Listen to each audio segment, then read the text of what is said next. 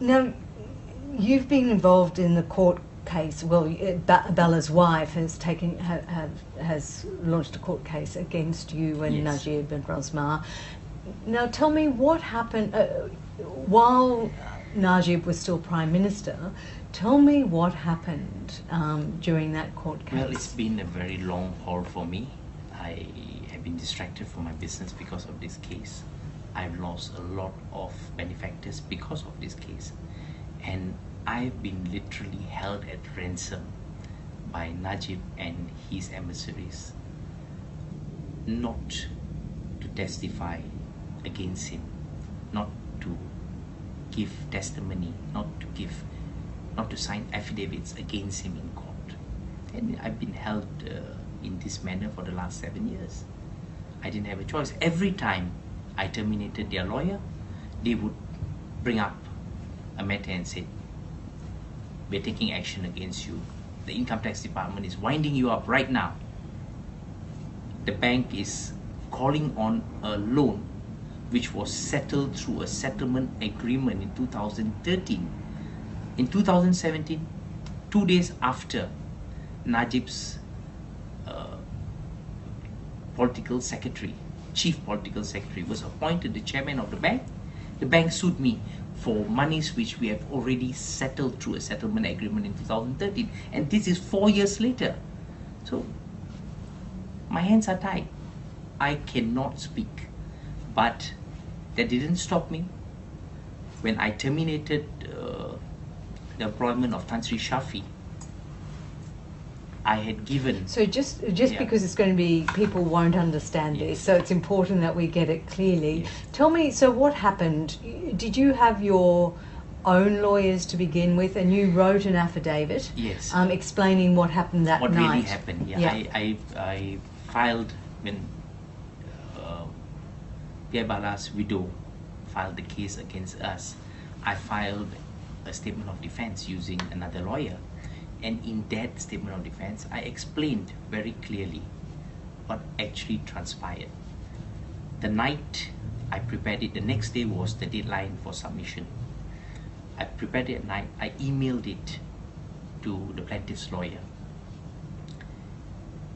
And the next morning, I was already in court. I already have taken a receipt from the court, a receipt that I've paid, and I'm now filing this matter in court. And I get a phone call from Najib's key emissary, Dato' AZEEZ Rahim, and he says, my people are in court. If you file this statement of defense, we will destroy you today, not tomorrow. You come to my office now. I will resolve your income tax matter. I will settle. I said, the income tax matter and the bank matter, you have created the problem. These are not problems that are because of me. You are creating the problem. You are playing the role of the devil. You are playing the role of the angel. And I'm stuck in between this entire charade the last 7 years. But I had to go to his office. He then directed Tan Sri Shafi to come to the office. I have a video of that entire meeting. He directed Tan Sri Shafi to come to his office, and he told him, Deepak will now sign the statement of defense that you want. Ask the plaintiff for 2 more days grace. And this entire thing I have on video. And what did they want you to say? They wanted me to say that Najib was not guilty. But the manner in which they wrote the second statement of defense was not really denying Najib's involvement, but saying that, coming up with flimsy excuses like it's out of time, it's time barred, and it's res judicata because the case was also previously filed. They never ever said they were not guilty. They've never stood up in any of their cause papers. If you look at all their affidavits, none of the defendants have written down there, it's not true. They cannot deny the truth. They can only skirt around it. Well, they can't continue skirting around it anymore because they have lost their dominance. Now they have to face up to the truth. And so what about Najib's lawyer too, who then you were forced to make your lawyer, weren't you, Shafi? Yes. Tell me how that happened. Well, like I said, I was forced to reappoint Tan Sri Shafi. I think what you're asking more is got to do with the cross-examination. Right. I think that's where you're headed. It reached a point where the plaintiff's lawyer asked the court permission to cross-examine me, because I was a very, very hostile party to Najib and his lawyer, even in court. In court, I insisted, when the judge wanted to have the hearing in chambers, I insisted to be present inside chamber. And the judge actually asked me, don't you trust this lawyer? Have you appointed Tan Sri Shafi? And I told her lady, I've had to appoint him. And she understood me very well. But my hands were tied. So the court granted leave to the plaintiff's lawyer, Emerick Sidhu, to cross-examine me. The cross-examination was set for a particular day. Here comes the call from Najib's emissary, Dato' Aziz Rahim. He says, you go get yourself a medical certificate. You cannot give testimony. Are you willing to give testimony to say that everything that was said earlier was a lie? I said, I cannot, because I would be held in contempt of court. I would be lying to court. For your information, even Najib, as the Prime Minister, has not denied the acquisition. He's merely skirting around it. He's going around in circles, but he's never said it's not true. And he hasn't lied in court. No, he hasn't. I cannot lie to the court, and I will not. If you insist on me getting a medical certificate, tell me where to go, I'll go and collect it. So I went to a government hospital. It was already ready for me. I collected it. I gave it to the lawyer. Well, this judge was very persistent. Although Tan Sri Shafi asked for a date, a month or two, she gave 2 weeks. She said, I want the witness to give testimony in 2 weeks. 2 weeks came. Again, this time I was called to Tan Sri Shafi's office. Dato' Aziz Rahim was there. He was in the room. He says, I tell you what, my friend is a doctor in Pantai Hospital. Okay? He's going to get you admitted. And you must get admitted 2-3 days prior, not the night before. 2-3 days prior, he's going to say that you're very sick. He's going to say that you need to be admitted and you cannot attend the cross-examination coming Friday.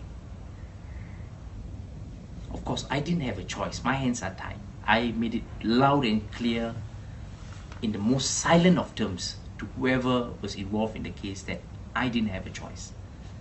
I got admitted. I was taken to the emergency. In half an hour, I was in the ward. They came up with a medical report. Tan Sri Shafi didn't like the medical report. He edited it. He instructed the doctor to change it. And that medical report was served to the court. Well, this lady judge, her ladyship, my salutations to her. She was not buying any of this. Okay, he's back here in 10 days. 10 days is a very short time. Of course, they fought for a longer period, but she said, no, I want to get this wrapped up. I want this cross-examination. 10 days came. Just prior to that, Dato' Aziz calls me. He said, come to my office. Lo and behold, I'm there. Shafi is there. You go overseas for treatment. You cannot be in Malaysia now. I said, it looks like what happened to P.I. Bala is happening to me now. Exactly the same situation. I said, how long am I going to go overseas? No. Go now. 1 day after the court case, you come back. I had to go. I didn't have a choice. Here you have the Prime Minister's emissary instructing me to take his instruction or be destroyed. I'm a businessman. I've got liabilities. I've got assets. I cannot afford this.